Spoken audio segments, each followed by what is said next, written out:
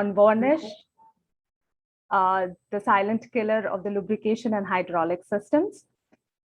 We all are aware that varnish is one of the most dangerous contaminants which severely affects lubrication and hydraulic system. And varnish-related problems have been increasing during the recent years. Minimac understands the immediate need to create awareness regarding the same. So here we are today with this webinar. The flow of the webinar will be a presentation by our experts, followed by a Q&A session, as always. Today, we have Mr. Anshuman Agrawal as a panelist, who is founder and managing director of Minimac Systems, and Mr. Yogesh Kumar, head of technical service department at Minimac Systems. Before we start, I would like to remind you all to please drop in your questions and queries in Q&A box, not in the chat box. We might miss some important questions there. Let's have an interactive session. Over to you, Yogesh, sir.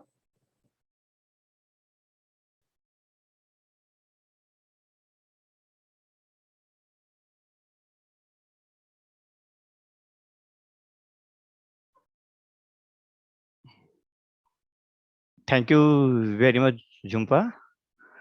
Hello, everyone. Welcome to the seminar on varnish. That is a very freshly noticed subject, but definitely it exists from the time oil is in existence. So why we noticed it so later, and what are the consequences we have already faced, what we can face, how to detect it, how to mitigate the issue, and the most important, what should be the preventive measures so we can stop formation of it. We will cover all these points in this webinar one by one. So let's make it most interactive. So your questions are highly appreciated. Let's start it.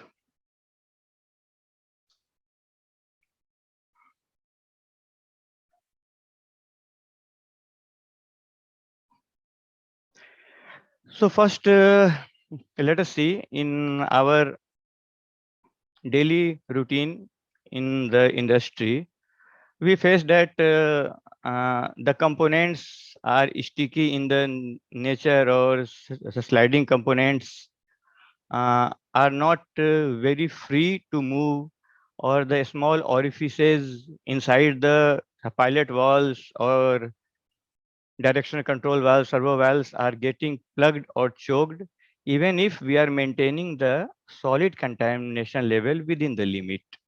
Then fouling in the heat exchangers or malfunction of the hydraulic components or units. Then one point which is nowadays we are taking on topmost priority in the industry, that is failure of bearings. Because when we count on the L10 Lifelines series, bearing should run for lakhs of hours. But when we see it in a daily routine, we find that bearing fails within 1 year or 2 year or 3 years, means even it is not completing 35,000 or 40,000 hours of its expected operational life. Then even if new bearing we are placing very soon, we are getting that bearing is running with high oil temperatures. So suppose normally it should run below 62 degree, maximum 65 degrees Celsius, but it runs on 80, 85 or 90 degrees Celsius. So it leads to shorten its life. Then the oil we are using for lubrication or hydraulics in the hydraulic system, we face that in a very short span of operation, we need to replace those oil due to not achieving its desired result, which may be due to foaming or much of oxidation in the oil, or there may be n number of reasons which we will see one by one in upcoming slides. And the solid contaminants are not supposed to stick with the moving part. But when we dismantle an equipment, we find that solid contamination formed a layer over the equipment or over the component. Then what makes the component to be adhesive in the nature? Let's see who is the culprit. Varnish is the culprit. Then what is varnish? Normally, mass of the people, or we can say maximum person who are involved in maintenance or oil analysis field, what we saw practically that varnish concept is misunderstood mostly. This looks sarcastic, but we will see how. What is varnish?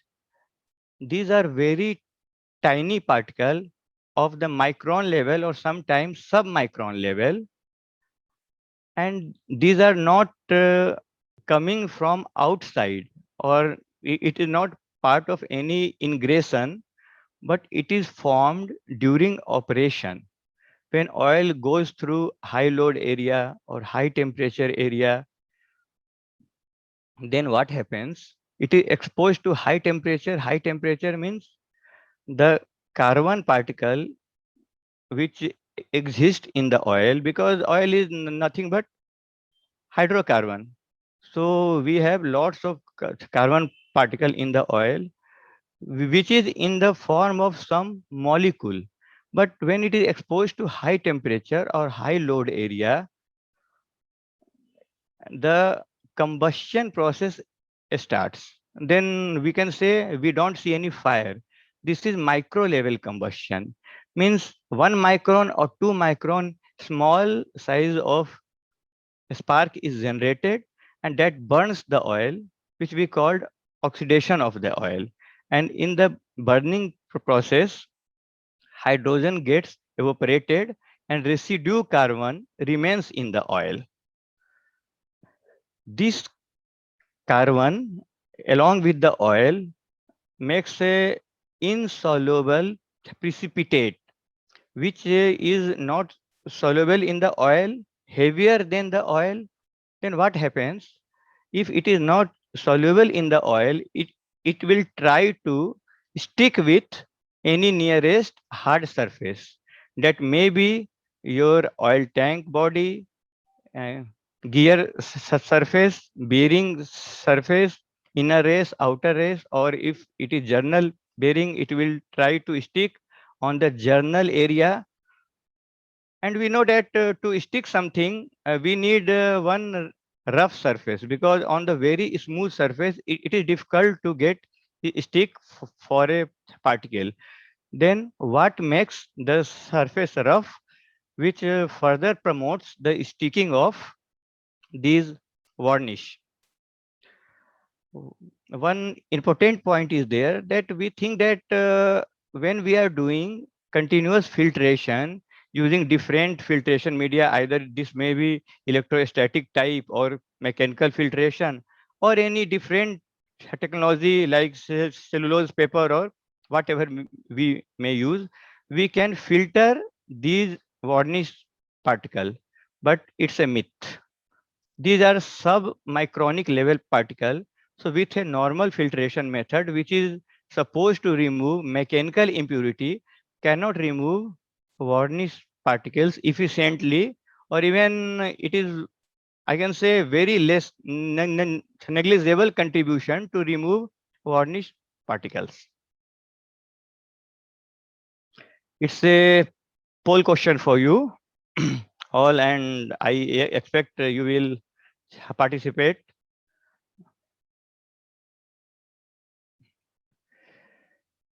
Please answer honestly so that we will get sufficient input to drive the seminar further. So what is color of varnish? We have witnessed.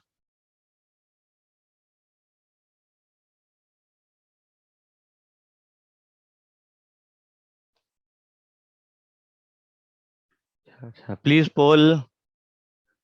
We expect 100% polling this time. Let's see.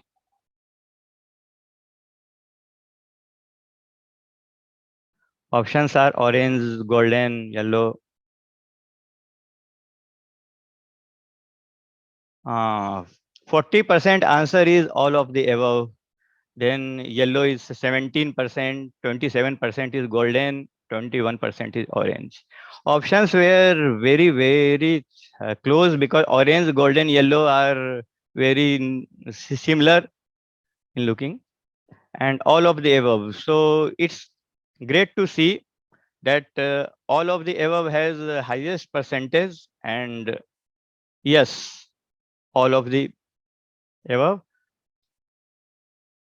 One second, I'm changing the slide. Yeah. So in right hand side, you can see how many colors there may be of the varnish.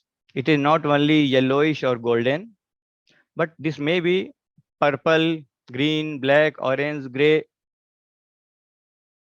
And it is not only in the form what we think, some sticky jelly like thing or gum like thing, not necessarily. This may be like powder form, or sometime when oil has a higher viscosity grade, you will find some spongy material on the corners where oil flow is very, very less, like your tank corners or bearing housing top cover areas. There you will find one spongy layer. That is also one form of varnish. Then these powder and chunks, we often get it inside the servo valve seals, or when we use the double cup type seal, then you will find these powder form stuck in between seal lips and liners. Now coming to what leads to the formation of varnish. The first point is oxidation, as we were discussing, that high temperature leads to oxidation. That high temperature is not only phenomena of the equipment, like we are running one pump for a very longer time, so bearing gets heated, and that high temperature is causing oxidation of the oil. That high temperature of the bearing is caused due to deterioration of the oil. Oil is not getting deteriorated due to high bearing temperature. It's just opposite. Then high temperature is not only due to rubbing surfaces, but there are various reasons which may cause high temperature. We will see one by one reasons, and those reasons have some contribution in micro dieseling or carbonization or spark discharge. So all these four main reason for the varnish, we will go in depth. First, we will do due to oxidation what happens. We can say that what we say that bearing is running on the high temperature by seeing the alarm limit value or trip limit value of the bearing temperature. Suppose a bearing is designed to run on 62 degrees Celsius, maximum 65 degrees Celsius. Its alarm limit is somewhere 85 or 90 degrees Celsius, and trip limit 105 or 110 degrees Celsius. So even if bearing is running on 80 degrees Celsius, we are happy that we are within the limit. So nothing is going wrong. There is a bitter truth. Every 10-degree increase in the oil temperature, oxidation rate is doubled. So it should run on 62 and it's running on 72 or 82. If it is running on the 82, the chances of oxidation or the rate of oxidation is 4 times enhanced or increased than its design value. So keeping the temperature within the alarm limit is very good, but keeping it nearer to its design value is the best. When oxidation happens, multiple byproduct is generated because only carbon particle is not the factor. The oil has many additives and many chemicals which is having long chains. They are sometime in the form of polymers. So these high temperature provide sufficient energy to long chain molecules to break. And when these chains break, they form unwanted compounds inside the oil. Those are called byproduct. They may be acid, or combinedly they may form sludge or varnish. And these byproducts are not soluble in the oil mostly because they are not desired component for the oil, and oil is not designed to dissolve them within it. So these long chains joins together not chemically, but they stick with each other to form a jelly like structure or formation. And those jelly like thing may be of 1 mm or 5 mm, or maybe of the few centimeters, and those has tendency to stick with any hard surface that may be bearing surface or bearing housing or the pipelines.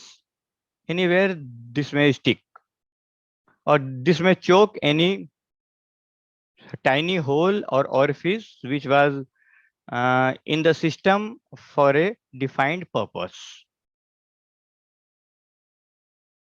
This is a cycle which we talked just now, that whenever oxidation happened, then polymerization happens, then these insoluble matters comes out as precipitates, and with the agglomeration means sticking of particles together.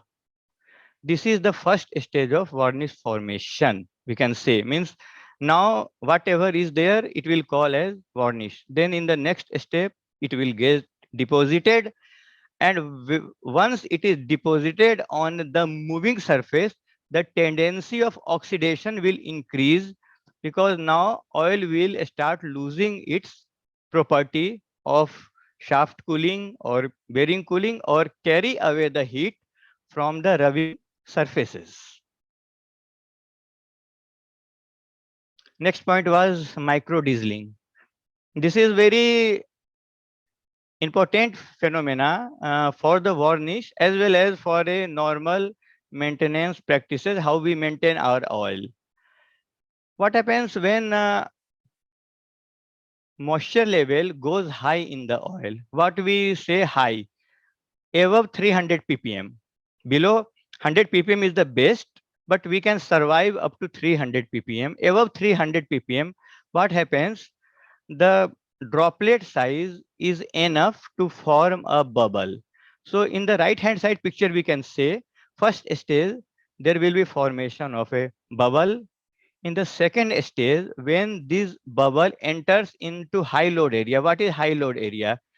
The area in between rolling element and the bearing support area. In the case of journal bearing, bottommost area will be called as high load area. In the case of roller bearing, the outer race, inner race, and ball, all three are in line. The line which is touching the outer race, ball center, and inner race, that is called high load area. So when this these droplets enter into high load area, they get squeezed. When they will get squeezed, their density will increase first. So they will form something like liquid gel, with help of the carbon particles, and in high load area, after that they will burst. So when they burst, they generate a pressure more than 10,000 psi. So it is like explosion of a bomb, and that explosion eats away the surface material. Maybe 10 micron or 20 micron pitting will be there. In few cases, we have seen more than 500 micron size of pittings, which we can say help of magnifying glasses.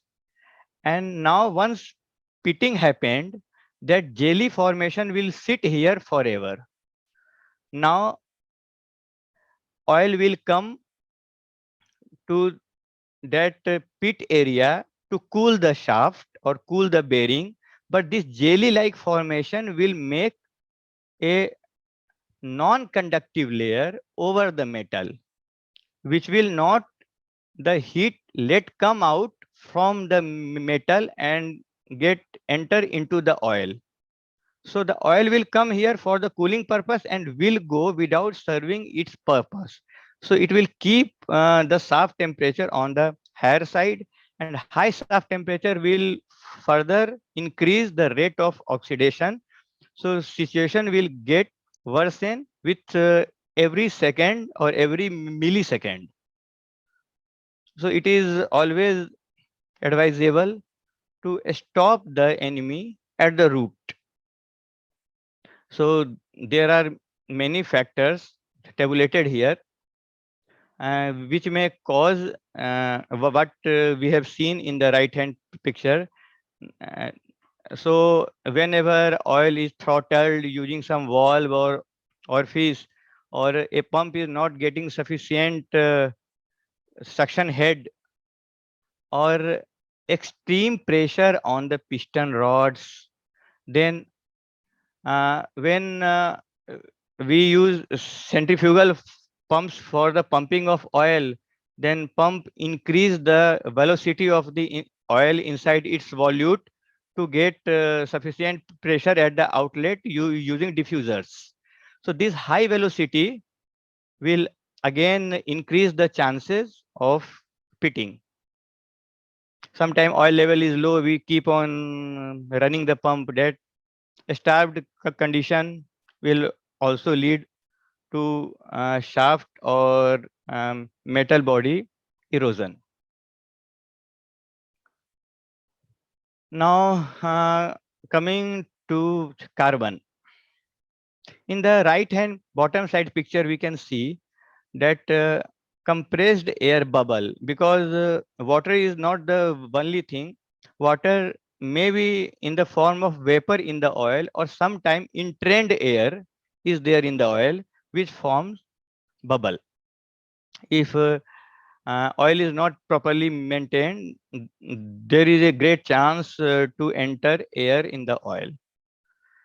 So when these bubbles are compressed in the load area, we know that PV is equal to nRT equation. So when pressure increases, the temperature will increase. Both are proportional. So when temperature increases, immediately the oil surface outside the bubble will burn out and form carbon particles. Those are again carbon particles are insoluble in the oil. So they will enter in the process of formation of varnish. On the top left hand side picture, we can say uh, there is one filter element, and we can say what happened due to high varnish value. The oil will, the all varnish molecules or particle will get stick to the outer surface of the filter. It will clog the filter, and subsequently back pressure will increase. Those high back pressure will further support for the varnish formation, because again bubble will rupture, then carbon particles will form, and those will come and stick to these filters. So When filter consumptions are high, we first think that there is something wrong with the contamination level. Yes, there is something wrong with the contamination level, but which contaminant? Is this the solid contaminant or water contamination is damaging the paper filter part, or is this the varnish which is blocking the fine pores which were supposed to allow the oil to pass and to stop the mechanical impurity? Those will get blocked. And in case of screw pump or gear pump, very high pressure will push these varnish particle inside the filter and further in the system. So if our filter selection is like that, our filter rupture pressure we kept very high, then these particle will again enter into the oil and they will go to the system, and this will damage the moving part of the system by sticking on them. Yes. Varnish formation by the spark. Uh, when oil is in operation, it goes through various components. Like when it is inside the tank, then enters into the pump volute, then pipeline, cooler, filter, then the service area where it has to do the lubrication or heat carry away work, then coming from the return line and back to tank. Every area has its own condition of operation. We will see uh, from the when it enters into the pump, we have seen high velocity will cause bubble rupture or cavitation in the pump, and those cavities will further support for the varnish formation. Then the oil will enter into the filter.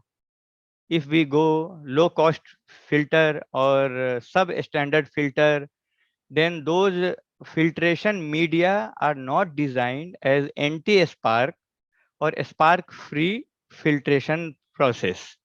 What happens when high velocity oil passes through the filter media? Charge is developed over the filter media, which causes sparking. Just like when we comb our dry air, the comb gets charged. Same phenomena happens inside the filter. So when we select the filter, we must see that what type of media the supplier is providing. If it is synthetic type, then oil is compatible for that or not. If synthetic is not compatible, we can go for glass fiber filter media, which is mostly of the non-spark type. If manufacturing process is followed honestly, we can say. So entire system is ground. System means entire lube oil system or the process. Oil is going into the pump or turbine or some servo valve. Those all systems are ground. So any charge developed in the system tries to run to the ground level. So when it is rushing to the ground level, there is in between some media which is oil. So when it enters in the oil, it will cause spark, because just next to the oil there is one ground surface. So charge touching the ground surface in the oil, it will form a spark, and it will lead to a formation of a carbon, which further we have seen what adverse effect it can bring. One important point is contact of spark with the metal particles inside the oil. This is very vulnerable point, because in the wear debris analysis or elemental analysis, we found that fine metal particles are always available in the oil, even in the very less quantity. But contact of the charge with the metal particle, what happens? It sticks with the metal particle, and after a certain interval, number of charged particle will stick to the small metal particle and will form a Gaussian surface, a surface which is having number of charged particles on the surface level. Now, this has potential to make very big spark having temperature more than 10,000 degrees Celsius. But it is on a very small micro level, so we don't notice it physically, but chemically it has great significance, and it damages the oil.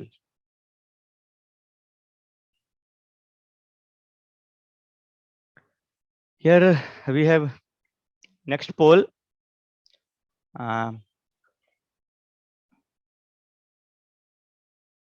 which Yeah, so it is about the which method we adopt for varnish testing. So please answer. And if you don't prefer for go for the varnish testing, then you can choose none.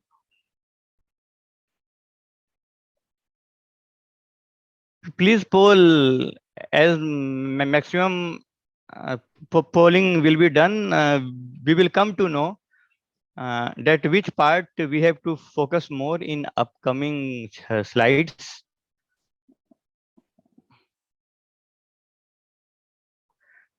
Okay, we have poll result. So I would like to go in depth with all these tests. So we have got 34% for MPC, which is highest, then 28% for FTIR, 6% for the ruler, and none is 30%. So uh, now 34% is for MPC. Very sorry. So none and MPC is very close. We will see one by one all the tests and what are the outcomes. So I would like to welcome Mr. Anshuman for explaining these test method and relevance of these test method regarding to varnish. So handing over to you, Anshuman. Thank you so much, Mr. Yogesh. And it's certainly a privilege to share the stage with you. You are really a rock star of mechanical lubricant reliability in this field. You have actually done a lot and learned a lot from your field experience. So talking about the poll results, which we saw just now, we understand that there are multiple tests with regards to varnish testing and detection, identification in our oil and lubrication system. Now, here it's very important to understand which are the standard tests and why are they done with regards to varnish identification. Certain tests which will give you direct identification and direct understanding on how much varnish is present in your oil or your lubrication system. The first one is membrane patch colorimetry. Now, almost all the plants I have visited and have come to know about, almost all of them have this vacuum filtration based patch testing kits in the laboratories. But it's very difficult to understand whether these tests are extrapolated for the understanding of varnish content in the fluids. While it comes with the patch testing kit testing, we have seen that most of the field engineers and lab technicians, they do perform the patch testing by filtration, but the results are depicted in form of NAS class or ISO class. So, well, those are just generic test result or reporting methodologies, but actually the patch testing kits can be used for identifying the color of the patch and thereby by the color of the patch to identify how much varnish potential or how much varnish is there in your oil. A very important criteria which you need to eliminate or take care of, that varnish is something which is much a higher level than contamination. Many times when we perform the patch testing, we already have so much of contamination in our fluid that the patch gets choked up solid particle contamination, and there is no further scope for the varnish to be detected on that patch, because the varnish would have already choked up that patch, and then there would be a certain layer or a cake formation of the solid contamination over the varnish. So now, if the varnish has already been covered up by the solid contamination or particulate contamination, or you may call it as mechanical impurities, then how are we going to identify what is the color of the varnish? Because most of the times when we do the patch testing, we would see that its color is totally black or deep brown. So in such circumstances, varnish detection is extremely difficult by using a membrane patch colorimetry, because membrane patch colorimetry is done only when we are sure about solid particles almost negligible in our fluid. Once the solid particles have been removed by certain filtration practices, only then we can proceed with the varnish testing using membrane patch colorimetry. The second one is particle count methodologies. So for particle counting, there are optical or laser-based particle counters, which are used for doing the test of how much contamination in terms of solid particles are available in our fluid. So these particle counters would not define how much varnish is present in our fluid, but they would certainly give an idea or understanding on how much of solid contamination is there, how much particulate matter is there, foreign material is there in our fluid. So once we have done the particulate testing, and if the results go bad, then we can certainly estimate that varnish formation is quite inevitable for our fluid. The third one is ultracentrifuge, where it's a laboratory centrifuge equipment or apparatus, wherein you rotate or revolve the fluid samples in certain apparatus. And because of the gravitational pull or the centrifugal or centripetal forces, you would get a separation of all the unwanted particles or matter from your fluid. The fourth one is the acid number test. Now, as we understood that oxidation is one of the prime reasons or phenomenon due to which varnish formation initiates in our fluid, we must also identify what are the levels of acid contamination in our fluid, because acid formation is also a product of oxidation of oil. So if we detect acid formations in our fluid, we can easily suspect that varnish formation would be inevitable for our fluid. The Karl-Fischer method, which detects the moisture contamination. So with the increase of moisture contamination in our fluid, we are adding one reason for oxidation, and we are adding a reason further for sludge formation and varnish formation in the lubrication system. The ruler test and the FTIR test, they are a level above all these other tests which we discussed about. You need to have an advanced laboratory setup to have this ruler test and FTIR test. These will give you understanding on the oxidation levels, the level of your additive in the fluid. And with these understandings, you can easily identify what would be the status of varnish formation or varnish potential in the lubrication system. Now, it is very important to understand that varnish is a substance, or it's a phenomenon which gets deposited mostly on the surfaces of your components. So now, unless you do or perform an overhaul of your equipment, unless you dismantle your components, how would you visibly see the varnish? So there might be extra sludge which gets deposited on the tank bottom layer, which might be coming out from your drain system. But otherwise, there won't be any such identifications or symptoms by which we can say that varnish has started forming.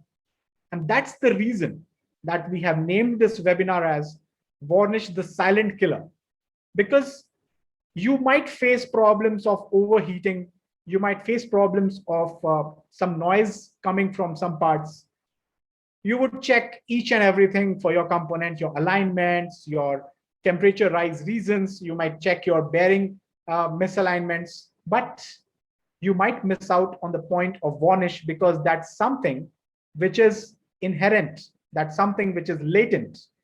And unless you dismantle your system, you won't come to see the varnish. So these are the tests by which we can identify certain reasons, and those reasons would lead to a conclusion that varnish formation might have started, and the initiation process of varnish, that is oxidation or microdieseling, they might have started. Now, if some of you would have attended the previous webinar on oil analysis, you might remember one important slide from there, that we need to precede the point of identification of any failure in our system. So by testing, by analysis of solid particles, by analysis of moisture contamination, by analysis of acid formation, then by analysis of MPC, by analysis of ruler and FTIR, we are advancing our chances of identifying varnish formation in our system. Time for another poll. What is the frequency of varnish testing in your company? I believe, yeah. So you can take the poll questions and answer them with the true honesty. If you don't know about the varnish testing, the organizers don't have an option for that. So you might have to either guess or choose the none option.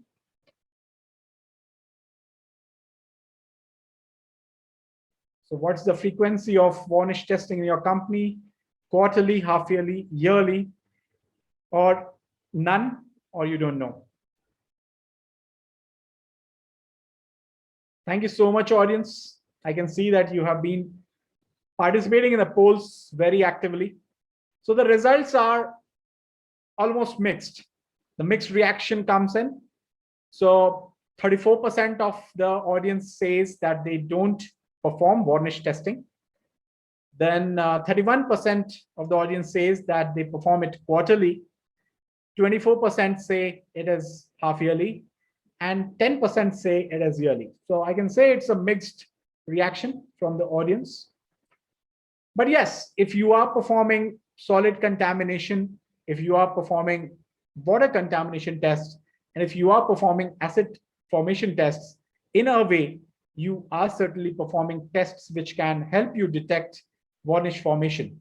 So if you have already achieved a stage of oil analysis where you are performing these 3 tests in your laboratory, you can upgrade your laboratory for doing the tests of varnish, that is membrane patch colorimetry, or even the tests for oxidation, that is ruler test, and the tests for oxidation and additives, that is FTIR test. Of course, the equipment cost goes up, but at the same time, the savings also go up. Continuing with our slides, we have the next slide on varnish formation pathway.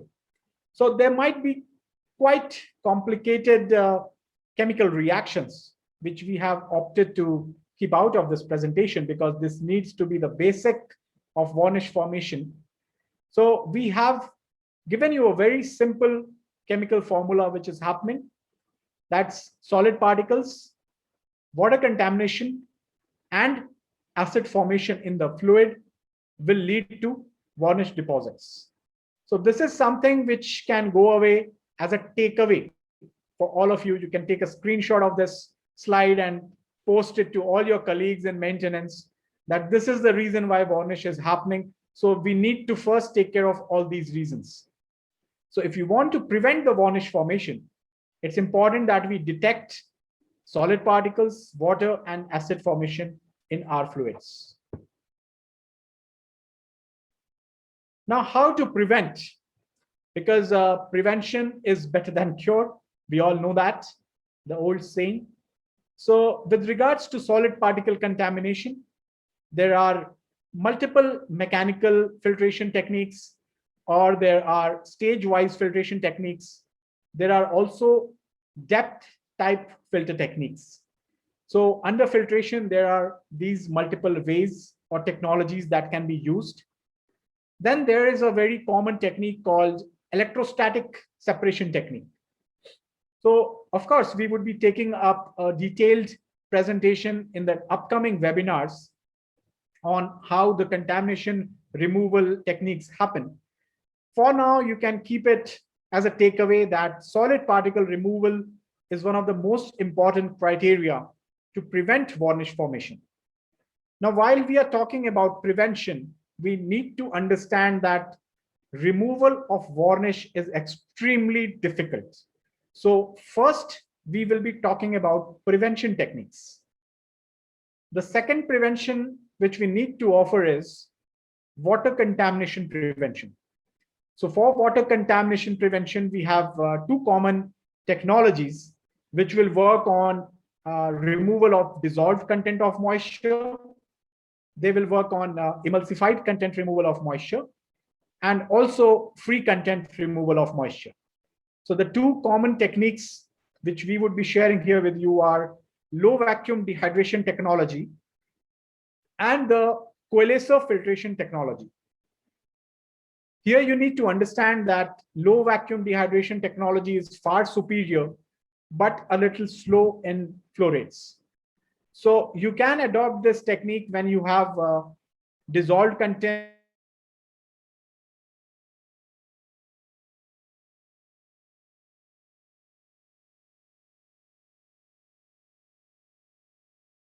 from your fluid on a fast track basis. You can adopt coalescer systems. Coalescer systems are quite different from absorbing filter media systems. Absorbing filter media systems will have very short life. And once the filter media gets soaked with water or moisture, you need to replace the filter media. But for coalescer systems, the filter media does not absorb, but it separates the water contamination. We would be going in depth on all these technologies in our upcoming webinars, so kindly stay tuned. The third prevention technique for oil degradation is acid formation prevention.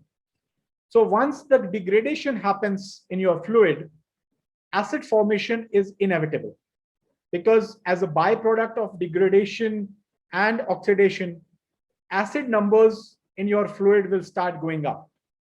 So for removal of acid number, we have a technology called ion exchange technology.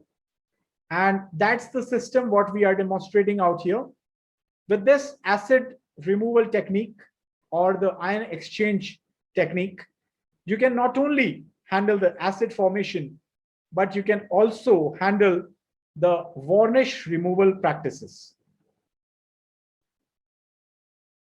For filter selection for varnish prevention, there are multiple ways how you can do it. One of the most important ways is offline filtration. Offline filtration or kidney loop filtration or recirculation filtration. You can call it in any of these ways, but you must know that the inline filter for our lubrication system, which the OEM has already installed, they are totally incapable of separation of fine particles or separation of varnish contamination from our fluids. Now, there are two different methods of offline filtration. One is a cellulose-based depth type filtration, and the other one is conventional inline glass fiber-based filtration. So both of these technologies have their pros and cons. We would be taking up these in the upcoming webinars in much depth. For removal techniques of varnish, when it has already got formed in your fluid, you need a kidney loop system. These kidney loop systems will have multiple techniques combined together. to resolve the problem of varnish which has already got formed. So they would have a certain cartridge which can remove the insoluble and soluble filtration. They would have cartridges for removal of fine particles, and they would also have techniques for removal of moisture contamination. So in all, I can say that these systems are a combo system or a universal fluid processing system, which can not only take care of your varnish, but it can also take care of other contamination from your system. So that's all for the presentation today. I think we are bang on time, and we have completed the presentation in 1 hour. Now I think you have another 30 minutes to answer all your questions. We might be having multiple questions in the QA box. I request all the audience members to drop in your questions. They might be related to this webinar or maybe the previous ones. We would try our best to answer your queries in the best possible manner. Over to you, Jhumpa. Thank you so much. Yeah, that was a great presentation. I'm sure it benefited our attendees. We have many questions waiting in the Q&A box. We will answer them shortly. Before that, I would like to announce our upcoming webinar, which is Contamination Check and Control Techniques, which will be live on 12th of August, 2021.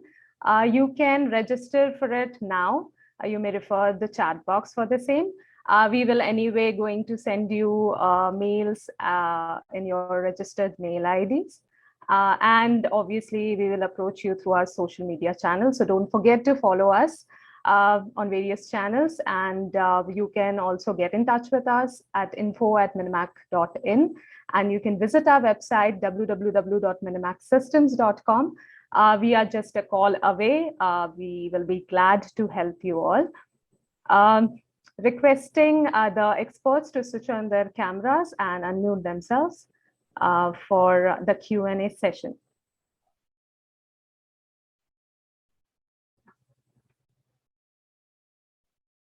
Yeah, so the first question is from Siba Prasad. How hydraulic oil is affecting bearings in injection molding machines? This is very specific to a particular machine. In the injection molding machine, we used oil for the movement of injecting piston at very high pressure. So as we discussed that in high pressure zone, the air bubble and the small water molecules has a tendency to burst in the system, and if this bursting happens nearer to the metallic surface, it will eat away the surface or it will cause pitting. And this pitting will further trap the varnish molecules and sludge, and it will defeat the purpose of oil, which is to lubricate the media and to transfer the force to the piston. So coming to the bearing part, the formed varnish will deteriorate the performance of the bearing, and instead of your anti-friction bearing, instead of your friction bearing, it will get converted into anti-friction bearing, and the rolling property of bearing will be converted into sliding property of bearing. Okay. Yeah. Thank you, sir. The next question is from K. Yashwant.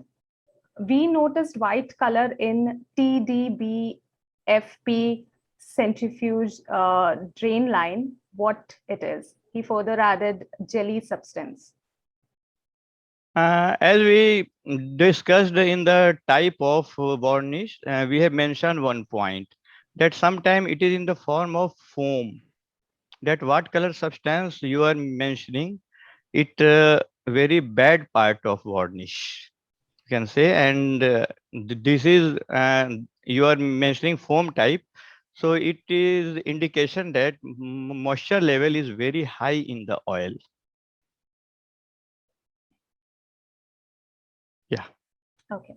So the next question is from Mr. Abhishek Sharma. A maximum temperature after that varnish starts. Basically, want to ask, what is the maximum temperature? Any temperature above the design value is not good. Yes, if it is 5 degrees Celsius higher than the design value, the impact will come maybe in 1 year or 2 year.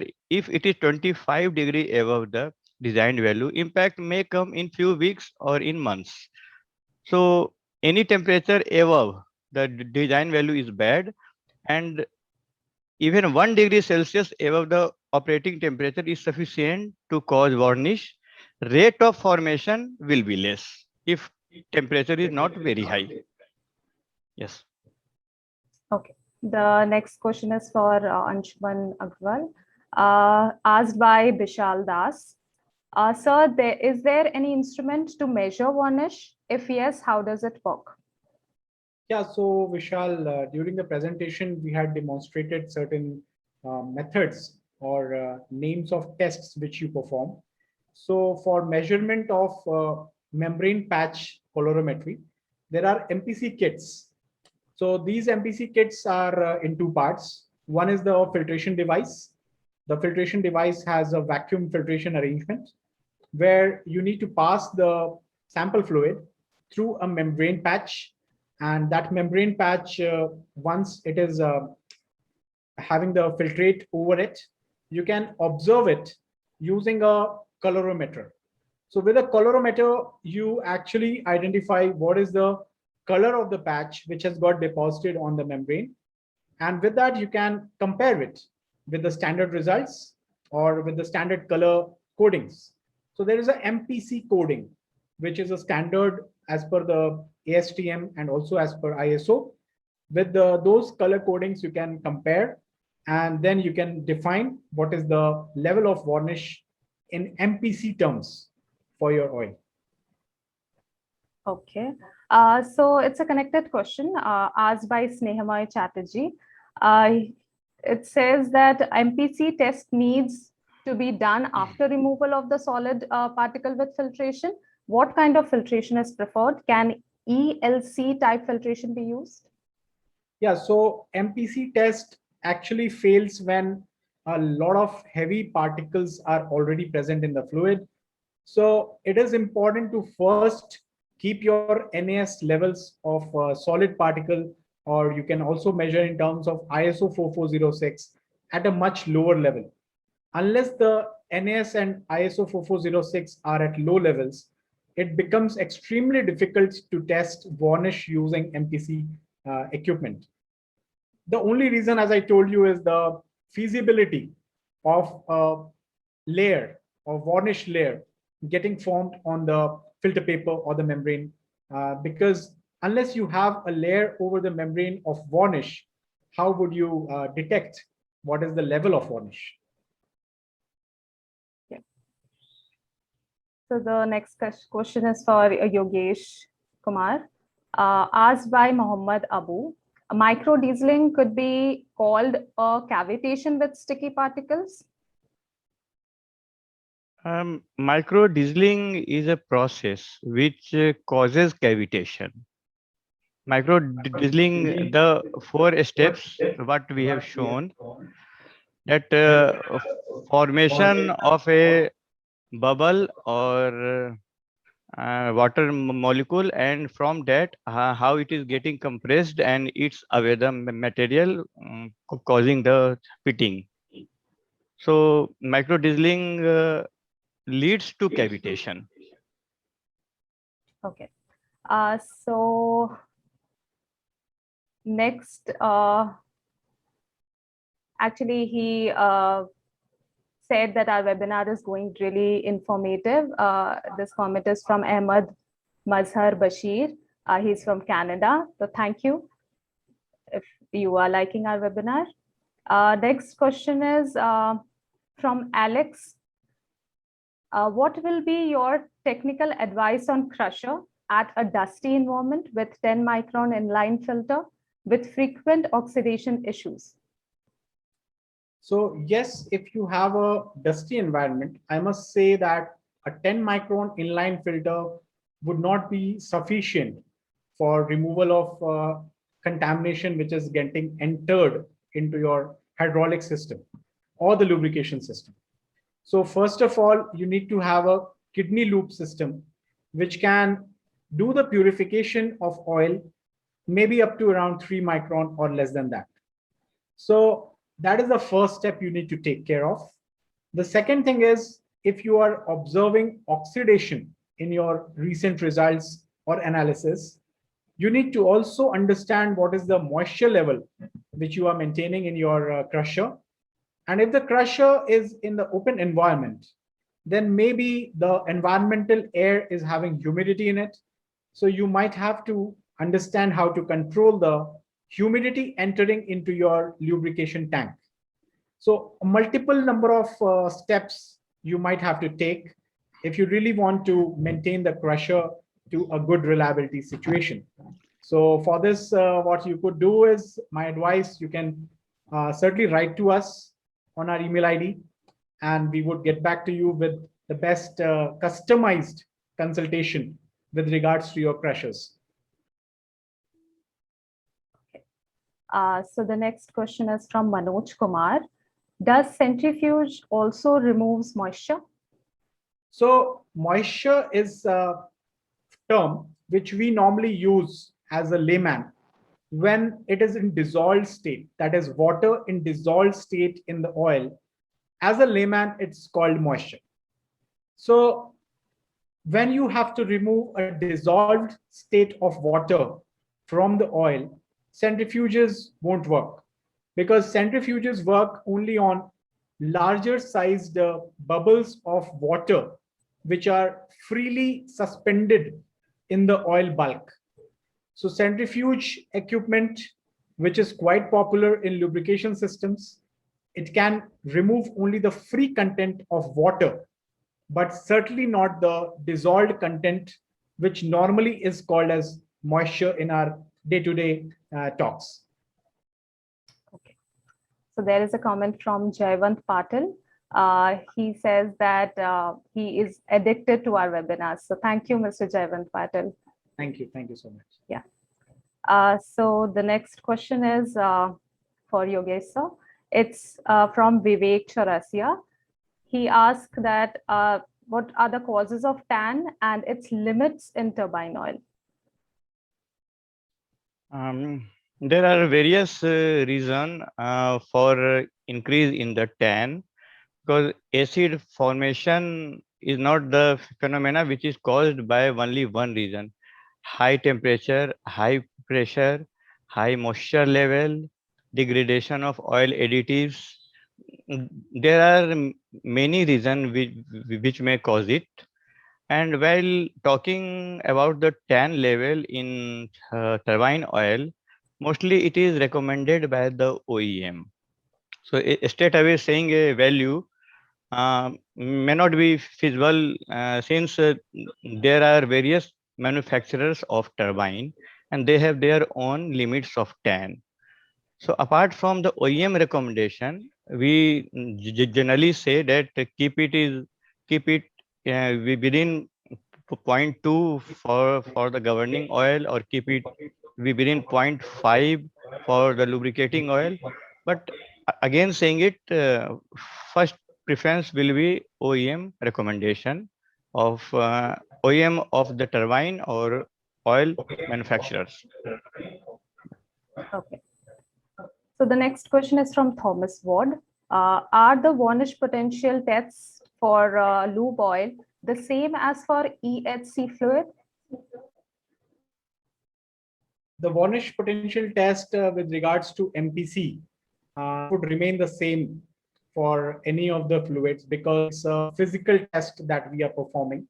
However, when it comes to the other tests, there might be certain deviations in the method what is being followed based on the fluid on which your test is being performed. So there are standard ISO and ASTM standards which can be referred to understand what kind of procedure needs to be followed under a certain test. For example, I know of a synthetic fluid which is having a glycol, which actually deviates the test results testing moisture on that fluid. So there is a separate method under the Carl Fisher methodology for testing the contamination in that glycol-based synthetic fluid, so that the glycol vapors or glycol evaporation does not hamper the results of moisture testing in that particular fluid. So the test name would be the same, like FTIR, ruler test, but possibly based on the oil, be certain small changes in the methodology of the testing. Yeah. Okay. So the next question is from Khileshwar Gajpal. What causes a mineral oil to deposit sludge, acids, and varnish on components? Yeah, as varnish has varnish is insoluble in the oil, so it has tendency to find a place to sit stably, and this tendency drives it to stick on the surface of the shaft or on the surface of the bearing, because this cannot remain suspended in the oil due to its high density compared to oil. Okay. So the next question is from Deepak Kumar Shah. Will replacement of oil in full quantity will eliminate varnish? No, certainly not. Replacement is something which is sorry, Yogesh, I took away that question from you. Yeah, sure, great. Because whenever someone talks about replacement of oil, I feel shiver in my body, because oil is something which is highly valuable. Please preserve it. Don't ever think of replacement. Try each and every possible corner to remove the contamination, but so far as you can, don't even think of replacement of oil. I might be sounding a villain for all the lubricant suppliers around the globe, but trust me, the world is changing. Even the lube companies now speak about no replacement for the fluid, because removal of a fluid which is already having varnish is not stopping your root cause. By removing the fluid which has already caught varnish, you are just passing a certain station. But the root cause which is causing the varnish in your practices, in your equipment operations, in your analysis program, the root causes have still remained. So if you have to get a rock solid solution for varnish, the first thing is, don't even think of replacing the fluid just because you can afford it to. As a matter of fact, this Mother Earth has given us the mineral fluid, the mineral oil, which is quite scarce in nature. So let us preserve it and never think of replacing it. I would like to add, yeah, please go ahead. Even if we replace the oil, the next morning we will get into the same issue, because varnish is already stick in the pipelines, bearing housings, bearing shaft, return lines, tank. So replacement is never a solution. Exactly. Yeah. So there is a comment from Yoshai Dudai. Hope I'm pronouncing it right. Many thanks. Very interesting webinar. Well presented. Thank you. Thank you so much. The next question is from anonymous attendee. It says, does varnish or lubricant deposit depends mostly on base oil type? I would like Anshuman sir to answer it. So here what I can say is, as you go higher in order with regards to the lubricant ingredients and inherent properties, of course, the chance of varnish formation reduces. But I must say the chance of varnish formation does not get eliminated just because you have used a higher group of lubricant. So The reasons of varnish are more important to be understood rather than the playground. The playground can be Lord's, or the playground can be the Eden, or the playground can be anywhere in South Africa. The reason for varnish is most important. Okay. So the next question is from Siva Sankaran.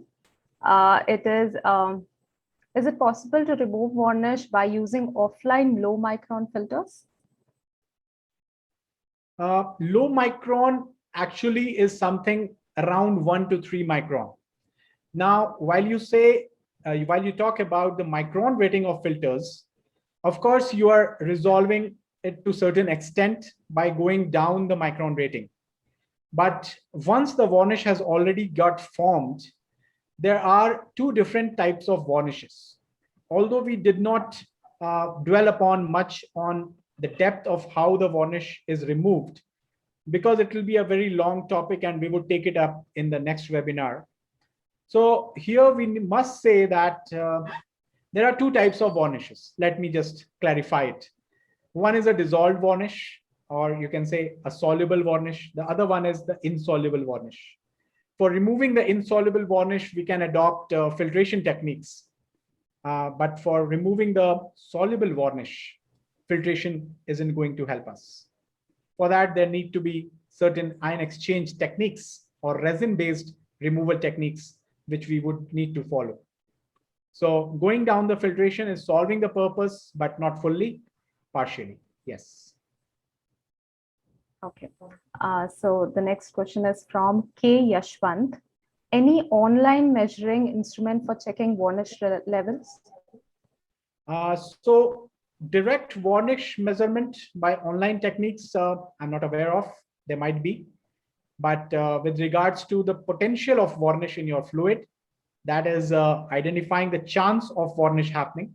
Yes, you can go for online moisture measurement, and you could also go for online solid particle measurement using a laser particle counter, online laser particle counter. So if you can follow a trend of all these real-time transducers or devices which can give you the real-time values of solid particle contamination and moisture contamination, in a way, you are actually doing a real-time analysis. And with the trends, you can actually identify whether the varnish potential is having a chance or not. Okay. The next question is for Yogesh, sir. From Lawrence Anthony Berrio. How varnish will affect journal bearing in steam turbine? In case of steam turbine, we have almost 600 microns of TOC and 450 microns of SOC. And these varnish are jelly type in nature. So first of all, it will stop the formation of oil film in between journal babbitt, the journal and babbitt. Second point, the deposition of varnish over the babbitt's surface will over the journal will stop the transfer of heat from the journal to the oil.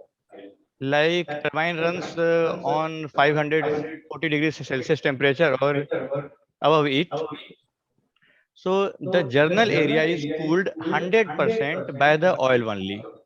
So if varnish layer is there, it will stop the journal cooling, and the high journal temperature will melt the babbitt which is on the bearing. So it may lead to total failure of the system in due course of operation. Okay. Next question is from Harvinder Tomar. What are the check parameters of oil needs to be checked during oil analysis so as to ensure oil is good to use?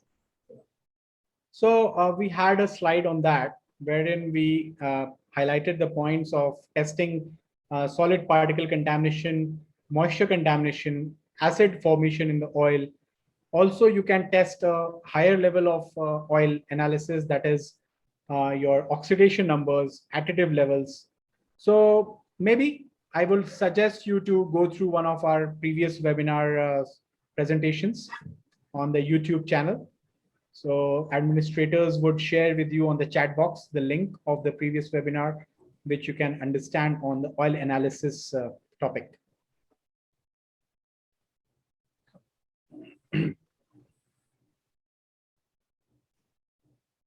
So the next question is from Paresh Patel. Is there any adverse effect of varnish formation possibility due to very low oil temperature? Low oil temperature definitely reduces the potential of varnish formation, but low temperature will not ensure that varnish will not be formed, because as mentioned, the micro drizzling effect, it doesn't need any high temperature. High load is sufficient. Like that, oxidation can happen at localized heating, and that localized heating is not indicated by the low oil temperature, because oil sumps are normally of very high capacity. So any spark generated will not reflect as a temperature rise of the oil reservoir. Okay. So the next question is from Hipesh Joshi. How to define toggle lubrication frequency, and can this oil be recycled? Anshuman sir, if you can focus on that, because I'm not sure what he really wanted to ask. You know, this toggle lubrication frequency is a new phrase for me. Sorry for that. But at the same time, you're saying about if the oil can be recycled. So recycling of oil after it has already lost its life is something which is not very advised. You must reclaim the oil while it is in use. So that is what I can say for this question. We would have to search what is toggle lubrication frequency. Okay.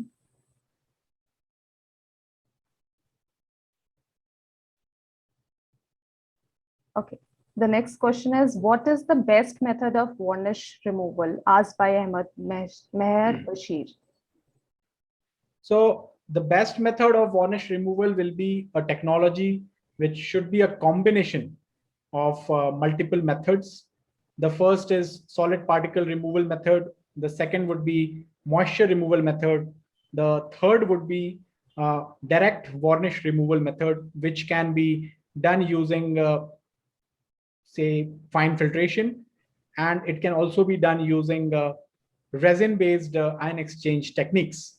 So all of these combined together are not only solving the problem of the varnish which has already got formed in your fluid, but they're also addressing the problem of any future formation of varnish.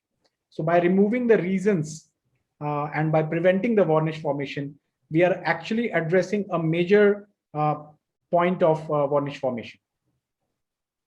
Okay. So the next question is from Neely Murli. What is the minimum size of filter element in filtration stage? We normally suggest to go down for filtration up to 3 micron range. But when it comes to hydraulic systems, we also can go down to 1 micron range. And that's what we normally recommend. I would like to add one thing that we definitely see when we are saying 1 micron or 3 micron, whether this is of the absolute value or which type of filter element or filtration media we are choosing. So sometimes 3 micron rating filter have actually 25 microns of pore size.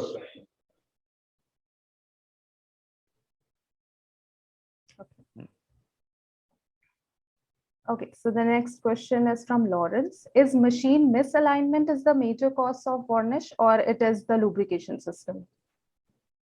Misalignment increases the stress on the bearings or the moving part. So it will promote the a tendency of varnish formation. This cannot be taken as the main reason, but definitely it's one of the reason. Okay. So the next question is from Vinod Rathor. Is hydraulic system needs thermography? Definitely, thermographic or thermography image gives us advanced information of the high temperature zones that may be the coupling area or maybe the bearing area.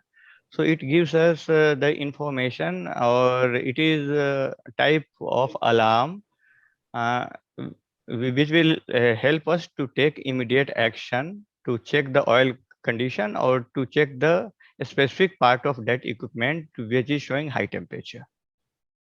Okay, we will take two more questions. So the question is from Mohammad Taki.